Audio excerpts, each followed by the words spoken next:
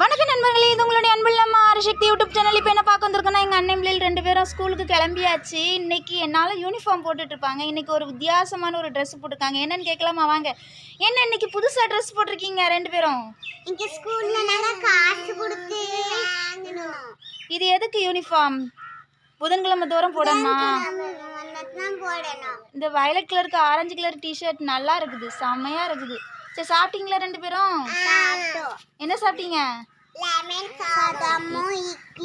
Lemon சாதமும் இட்லியுமா? அம்மா லஞ்சுக்கு என்ன கொடுத்து விட்ருக்காங்க?